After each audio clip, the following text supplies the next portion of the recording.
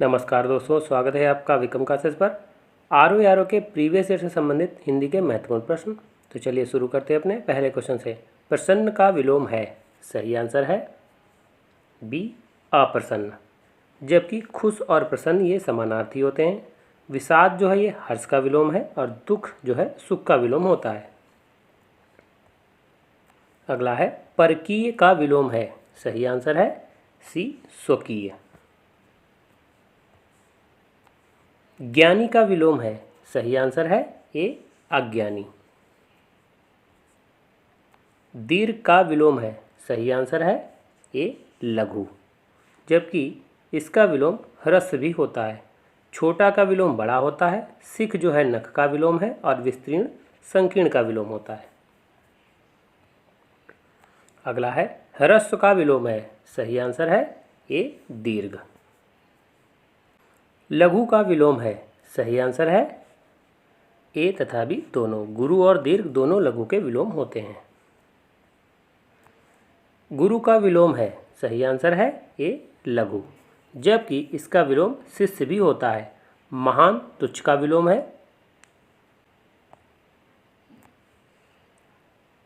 नीति का विलोम है, सही आंसर है टी अनीति। जबकि कुनीत एवं सुनीत ये एक दूसरे के विलोमार्थी होते हैं।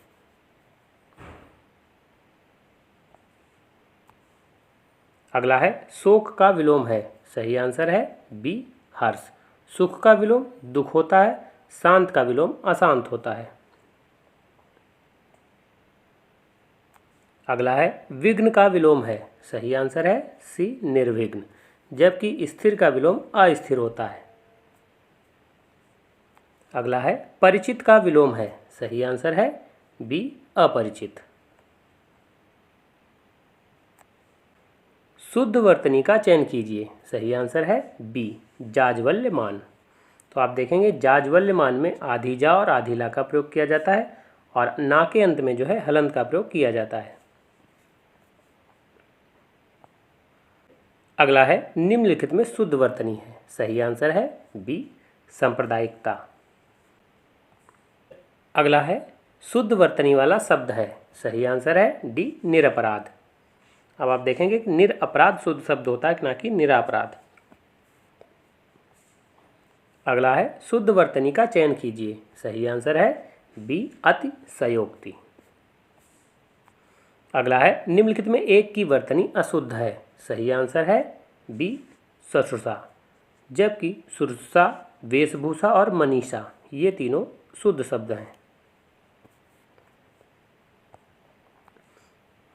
निम्नलिखित में एक वर्तनी अशुद्ध है, उसे चयनित कीजिए, सही आंसर है बी श्रृंगार।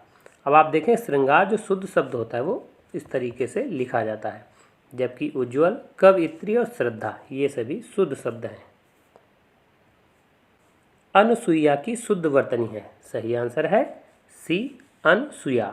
तो आप देखें अनुसुईया होता है ना कि अनुसुईया, तो ई का प्रयोग इसमें नहीं किया जाता है। अगला है बहिर्गमन की शुद्ध वर्तनी है, सही आंसर है बी बहिर्गमन। अगला है मध्याह्न की शुद्ध वर्तनी है, सही आंसर है बी मध्याह्न। प्रज्वल की शुद्ध वर्तनी है, सही आंसर है सी प्रज्वल। प्रज्वल में जो है पूरी जा का न प्रयोग करके केवल आधी जा का प्रयोग किया जाता है। अगला है कृशांगिनी की शुद्ध वर्तनी है, सही आंसर है ए कृशांगी। अगला है महल के भीतरी भाग को किस शब्द में जानते हैं, सही आंसर है सी अंतःपुर। जो छीण ना हो सके उसके लिए उपयुक्त शब्द है, सही आंसर है सी अक्षय। और जो मिट ना सके उसे अमिट कहते हैं और जिसका अंत ना हो उसे अनंत कहते हैं। जिसके सिर पर चंद्र हो के लिए उपयुक्त शब्द है, सही आंसर है बी चंद्रशेखर। जो चक्र को धारण करता है उसे चक्रधर कहते हैं। चंद्रमा की वो स्थिति जब पृथ्वी की छाया पड़ने से उसका कुछ या सारा भाग दिखाई नहीं देता उसे चंद्र ग्रहण कहते हैं। अगला है जिसके हृदय में ममता ना हो उसे कहेंगे, सही आंसर है डी निर्मम। और जिसके हृदय में क्षमा ना हो उसे निर्दय कहेंगे। अगला है, जिसके हृदय में ममता नहीं है के लिए उपयुक्त शब्द है सी निर्मम। तिलक लगाने में किस अन्न का प्रयोग उपयुक्त होता है? सही आंसर है बी अक्षत। जिसका जन्म छोटी जात या निचले वर्ण में हुआ हो के लिए उपयुक्त शब्द है? सही आंसर है सी अंत्यज। और जो अंडे से जन्म लेता है उसे अंडज कहते हैं। चारों वर्णों ब्राह्मण क्षत्रिय वैश्य शूद्र में जिसे अंतिम स्थान प्राप्त हो उसे शूद्र कहते हैं, और जो छूने योग्य न हो उसे अछूत कहते हैं। अगला है, अंत्यज शब्द के लिए सही वाक्यांश है? सही आंसर है डी तथाकथित निम्न जाति में जन्म लेने वाला। जिसका उपचार ना हो सके के लिए एक शब्द है? सही आंसर है बी असाध्य। अगला है, पक्ष का तद्भव रूप है? सही आंसर है सी पंख, जबकि पंछी का तत्सम रूप पक्षी होता है। निम्नलिखित में तत्सम शब्द कौन सा है? सही आंसर है बी सप्तसती। अब आप देखें, सप्तसती का जो तद्भव है वो सत्सई होता है, शक्कर का तत्सम शर्करा होता है, होली का तत्सम होलिका और मोती का मौक्तिक होता है। निम्नलिखित में से कौन सा शब्द तद्भव है? सही आंसर है डी कोयल। कोयल का तत्सम कोकिल होता है, भ्रमर का तद्भव भौरा, व्याघ्र का तद्भव बाघ होता है और क्षीर का तद्भव खीर होता है। ज़्यादातर खा की जगह पर जब छा का प्रयोग किया जाता है तो वो तत्सम शब्द होता है, और खा वाला जो शब्द होता है वो तद्भव होता है। अगला है, निम्नलिखित शब्दों में से नया का तत्सम रूप है? सही आंसर है ए नव्य। निम्नलिखित में से तत्सम तद्भव के मेल की दृष्टि से शुद्ध युग्म है? सही आंसर है बी पृष्ठ और पन्ना। पृष्ठ का जो तद्भव शब्द होता है वो पन्ना होता है, जबकि हरिद्रा जो है हल्दी का तत्सम रूप है। पर्यंक जो है ये पलंग का तत्सम रूप है, जबकि चूल्हा का तत्सम शब्द जो है वो चुल्ली होता है। अगला है, संस्कृत के वे शब्द जो हिंदी में ज्यों के त्यों प्रयुक्त होते हैं वे कहे जाते हैं? सही आंसर है बी तत्सम। निम्नलिखित में से तत्सम शब्द है? सही आंसर है डी तीर्थ, और तीर्थ का जो तद्भव होता है वो तीर्थ होता है। अगला है, निम्नलिखित में से कौन तद्भव शब्द है? सही आंसर है डी सूरज। चूँकि सूरज का जो तत्सम होता है वो सूर्य होता है, जबकि दिनकर दिवाकर प्रभाकर ये सभी सूर्य के पर्यायवाची हैं। अगला है, निम्नलिखित में कौन सा शब्द तत्सम नहीं है? सही आंसर है ए आँख। आँख जो है ये अक्षी का तद्भव शब्द है। अगला है, निम्नलिखित में कौन सा शब्द अभिजात का पर्यायवाची नहीं है? सही आंसर है ए महीप। महीप जो है नृप भूपाल नरपति ये सभी राजा के पर्यायवाची होते हैं, जबकि अभिजात का संभ्रांत योग्य विशिष्ट कुलीन श्रेष्ठ और आर्य ये सभी पर्यायवाची होते हैं।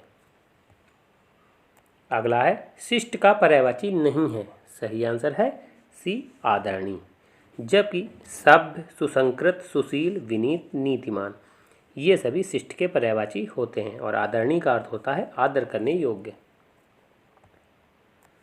निम्नलिखित में से कौन सा शब्द अधर्म का पर्यायवाची नहीं है? सही आंसर है बी अधम। अधम का जो पर्यायवाची होता है वो जुल्म पाप अनाचार अपकर्म अनीति अन्याय होता है, जबकि अधम का पर्यायवाची खल पामर नीच दुष्ट दुर्जन कुटिल धूर्त और सठ होता है। अमृत किसका पर्याय है? सही आंसर है ए अमीय का। इसके अलावा अमृत के जो पर्यायवाची होते हैं वो सोम अमीय सुरभोग सुधा और पीयूष होते हैं, जबकि पयोधि जो है ये समुद्र का पर्यायवाची होता है, अर्क जो है ये काढ़ा का पर्यायवाची होता है, और नीर जो है ये जल का पर्यायवाची है। निम्नलिखित में से आकाश का पर्यायवाची नहीं है? सही आंसर है डी विप्र। विप्र जो है ये ब्राह्मण का पर्यायवाची होता है, जबकि आकाश का नभ, अभ्र, दिव, व्योम, अनंत, शून्य, गगन, अंतरिक्ष, धौ, तारापथ, अंबर, खगोल और फलक ये सभी आकाश के पर्यायवाची होते हैं। आकाश का पर्यायवाची शब्द है, सही आंसर है बी शून्य। निम्नलिखित में से कौन सा शब्द जीव का पर्यायवाची नहीं है? सही आंसर है सी पखेरु। पखेरु जो है ये पक्षी का पर्यायवाची होता है। इसके अलावा पक्षी का खग, बिहग, पखेरु, नभचर ये सभी पक्षी के पर्यायवाची होंगे, जबकि जीव का पर्यायवाची प्राणी, प्राण, चैतन्य, जान और जीवन होता है। निम्नलिखित में से कौन सा शब्द दिनांक का पर्यायवाची नहीं है? सही आंसर है बी अंक। अंक जो है ये संख्या, गोद, भाग्य और चिन्ह इन सभी के अर्थ में प्रयोग किया जाता है, जबकि दिन का दिनांक, तारीख, मिति, तिथि ये सभी जो है दिनांक के पर्यायवाची होंगे। अगला है यह चांदी खोटी सी दिखती है, इस वाक्य में खोटी सी विशेषण का प्रकार है। सही आंसर है ये गुणवाचक विशेषण। निम्नलिखित विशेष विशेषण युग्मों में एक गलत है। सही आंसर है ए सर्व सुलभ।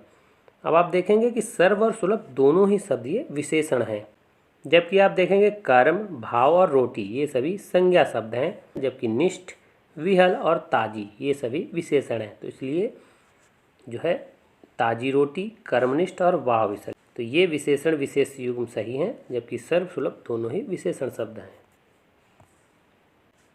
अगला है परिमाणवाचक क्रिया विशेषण का वाक्य होगा। सही आंसर है ए वो बहुत थक गया है। अब आप देखें गया है थक, तो थक गया क्या ये क्रिया की विशेषता बता रहा है, और बहुत थक गया है ये उसका परिमाण बता रहा है, क्योंकि बहुत, ज़्यादा, कम ये सभी क्या हैं एक तरीके से परिमाणवाचक विशेषण होते हैं। तो इसलिए बहुत थक गया है ये क्रिया विशेषण वाक्य होगा। अगला है मीठा अमरूद में मीठा विशेषण किस कोटि का है? सही आंसर है बी गुणवाचक। तुम कहाँ पढ़ते हो में किस कोटि का विशेषण प्रयुक्त हुआ है? सही आंसर है बी प्रश्नवाचक। कह रहा तुम कहाँ पढ़ते हो, तो कहाँ क्या है एक तरीके से प्रश्नवाचक है।